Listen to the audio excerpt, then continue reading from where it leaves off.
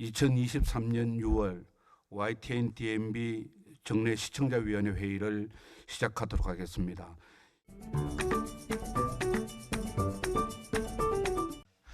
석세스 스토리의 경우에는 그 이름에서 알 수 있듯이 성공한 이야기에 대한 것을 해석될 수 있을 것인데요.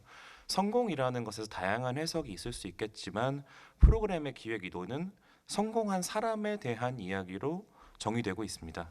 이러한 측면에서 저희가 검토했던 첫 번째 에피소드인 천상현 대표님의 에피소드는 이를 기획 의도상에서 가장 잘 연출된 에피소드라고 생각이 됩니다.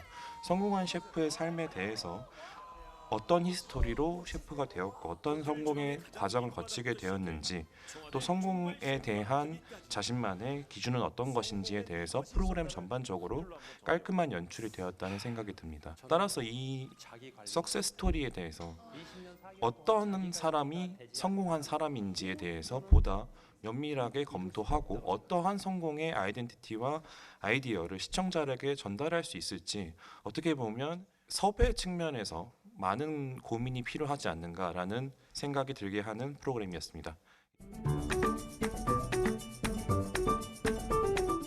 이 프로그램은 매 회차에 섭외된 출연자가 어떤 영역에서 어느 정도의 성공을 거두었는지, 또 그들을 통해 전달되는 메시지가 얼마나 유효하고 의미 있는 것인지가 성공을 좌우하는 프로그램이라 할 수 있으므로 어떤 사람을 섭외할 것인지를 좀 더 신중하게 결정할 필요가 있습니다. 예를 들어 10회 천상현 셰프의 경우 최근에 다른 프로그램에서 모습을 많이 드러내 본인의 성공 스토리를 이야기했던 터라 석세스 스토리에서 소개된 내용들 대부분이 이미 다른 프로그램에서 들어본 것이었습니다. 또한 12회 원광수 시장의 경우는 공직자임에도 불구하고 재산 축소 신고로 1심과 2심에서 유죄 판결을 받은 상황인데 굳이 성공한 사람으로 프로그램에서 다루어야 했을까 하는 생각이 듭니다. 결국 이 프로그램의 시청자에 대한 설득력은 많은 부분이 출연자의 성공 여부에 대한 판단과 성공의 정도에 따라 결정이 되는 만큼 이 프로그램이 오랫동안 시청자의 사랑을 받기 위해서는 무엇보다 출연자 선정에 공을 들여야 할 것입니다.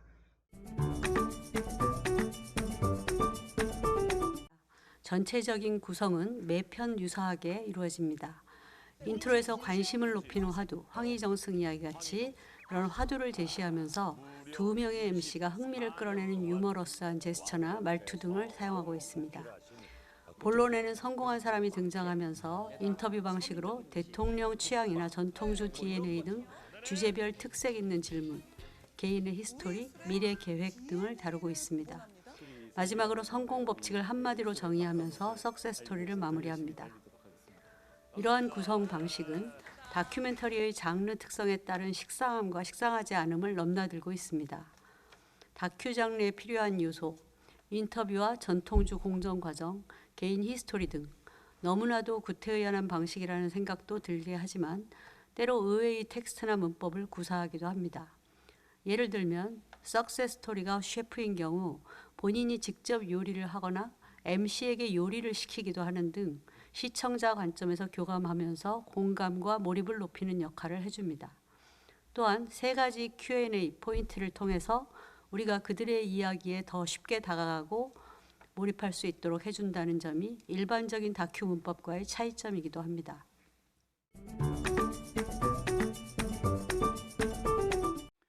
먼저 토크쇼 장르는 사건 또는 인물의 내면을 들여다보기 위한 통로로 대화를 적극 활용하는 것이 원칙입니다. 그러기 위해서는 이 프로그램에서 진행자와 게스트가 나누는 이야기의 형식은 문답이 아니라 대화여야 할 것으로 생각을 합니다. 특히 이번 예시된 회차 중 12회차인 지방자치단체장의 이야기를 다룬 프로그램에서는 이런 저의 지적사항들이 그대로 드러났다고 해도 지나친 말이 아니라고 생각을 합니다. 토크도 아니고 쇼도 아닌 토크쇼는 그 의미를 찾을 수가 없습니다. 토크쇼는 단순히 인기 스타나 유명 인사를 불러 이야기를 나눈다고 해서 성립할 수 있는 포맷은 아닐 것입니다. 그들이 나누는 이야기를 그저 원한다면 뉴스 프로그램의 초대석 코너나 연예 정보 프로그램을 봐도 족할 것입니다. 그러므로 묻는 사람이 내심 정답으로 생각하는 이야기를 유도하는 대신 다각도의 질문을 개발하여 답하는 사람의 내부에서 묻는 사람도 예상하지 못한 어떤 기억의 감정을 끌어내도록 하는 구성으로 발전할 수 있기를 바랍니다. 프로그램의 본질은 성공을 이룰 수 있는 단 하나의 습관이고 순간이라고 합니다. 하지만 개인의 성공이 아닌 기업과 전통주의의 복원 모습이 담겨져 있어서 목적과 상반되는 내용이 연출되어진 듯합니다. 즉, 본 프로그램의 목적과 거리감이 있어 보였고 시청하는 개인의 입장에서 몰입도가 떨어지기도 합니다. 해당 프로그램은 전반적으로 개인의 행동 변화에 초점을 두고 있지 않았습니다. 즉, 개인적인 일상의 행동 및 습관에 초점을 맞출 필요가 있었는데요. 프로그램 중 일부는 홍보성 느낌이 너무 강하게 전달되었습니다. 시청자는 제품 브랜드에 대한 광고를 보는 듯한 느낌을 받을 수도 있겠구나라는 생각을 했고요. 이로 인해서 프로그램의 이야기 자체가 희석되는 느낌을 받을 수도 있었으며 시청자는 프로그램의 진정한 가치와 내용보다는 홍보적인 요소에 집중하게 될 수 있겠습니다. 홍보성이 지나치게 강조된 부분은 깊이 있는 메시지를 전달하기보다는 상업적인 목적에 맞춰서 초점을 맞춰서 하는 경향이 있을 수 있습니다.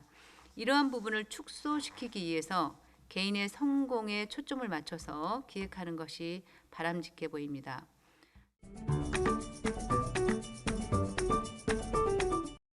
석세스 스토리는 초대된 출연자의 성공 스토리를 처음부터 끝까지 시간순으로 쭉 나열한 일대기 방식이 아니고 세 가지 질문에 대한 답변을 들음으로써 포인트별로 이 인물이 어떠한 과정을 거쳐서 어떠한 배경을 가지고 어떻게 성공을 했는지를 단막극 형식으로 보여주는 그래서 결론적으로는 이 인물의 그 삶에 대한 태도, 일에 대한 자세 이것을 결론으로 보여주는 그런 프로그램이라고 하겠습니다.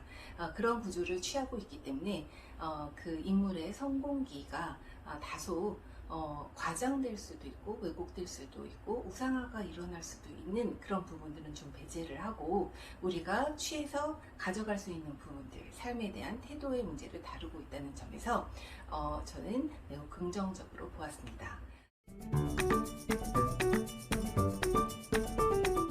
이 청와대 출신의 이 천상은 셰프의 요리법을 방송을 통해서 또 보게 되었는데요. 이 대단한 것 같지만 또 일반인도 간단하게 할 수 있는 조리법을 보여주는 이 영상도, 이 부분도 보는 내내 스토리텔링이 굉장히 재미있어서 끝까지 시청을 하게 만들고 더불어서 다른 회차도 찾아보게 만들었습니다. 타인의 성공은 이 부러움이 아니라 배우고 공감하고 선한 영향을 끼치는 방송이었습니다. 다양한 카테고리에서 다양한 산업군에서 정말 그들만의 성공을 위해 노력하는 많은 분들을 모시고 재미있는 에피소드와 곁들여서 매끄러운 스토리텔링으로 방송을 진행할 수 있도록 앞으로 응원하겠습니다. 시청자위원회 위원님들의 좋은 의견 감사드립니다. 이상으로 2023년 6월 YTN-DMB 시청자위원회 회의를 모두 마치도록 하겠습니다. 감사합니다.